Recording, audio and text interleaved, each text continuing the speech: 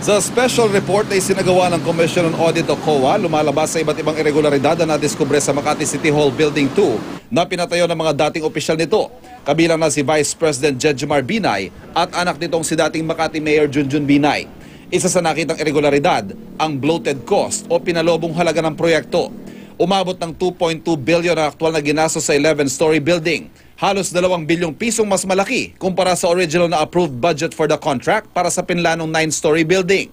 Sabi ng COA, ang halaga ay sobra-sobra at mahirap daw maintindihan para sa karagdagang 2 palapag.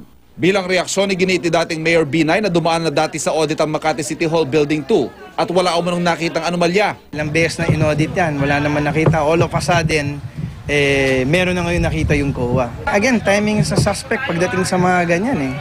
Isa pang nakumpirma ng COA sa kanilang special audit ay ang lumabas sa Senate inquiry na tinawag na isa sa mga star witness sa si Engineer Mario Hechanova na bidding-biddingan o nilutong bidding para sa mga kontrata sa pagpapatayo ng Makati City Hall Building 2. Isang nakitang butas ng COA ang kawalan ng publication o anunsyo sa mga pahayagan para sa bidding ng proyekto. Lumabas sa kanilang audit ang maging mga resibong ipinresinta umano ng Makati City Hall na magpapatunay sana na nagbayad sila sa isang pahayagan para sa paglalathala ng anunsyo. Pineke umano ang mga bid documents sa gusali, kinwestiyon din ng COA. Sa Phase 1, walang ipinresentang resibo para sa binayarang bid documents ang Hillmarks, ITP at J-Bros. Ang J-Bros, itinangging lumahok sila sa bidding. Sa Phase 4 hanggang 5, lone bidder ang Hillmarks.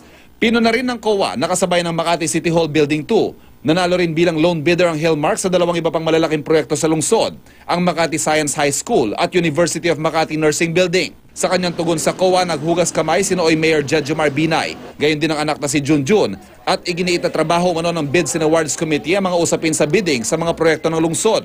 Ipinagtanggol din ng kanyang kampo ang reputasyon at kakayahan ng Hillmarks. Hindi ho kung sino-sinong kontratista atong Hillmarks na ipinulot at pinaburan ng mga Binay. Ito ho yung kontratista talagang may kakayahan. Sa dinami-dami ng trabaho ng mayor, hindi ho naman pwede na asahan siya na bawat pahina, bawat pirma, bawat submission, i-examinin niya. Wala na ho siyang magagawa. Sinusubukan pa namin hingan ng pahayagang Hillmarks kaugnay ng COA report. Isa pang nabuking ng COA sa kanilang special audit ang umano'y nilutong bidding para sa architectural and engineering contract para sa gusali na napanalunan ng Mana Architecture and Interior Design sa halagang 11.9 million pesos. Ngayon lang daw nakakuha ang kampo ni Vice President Binay ng kopya ng special audit report.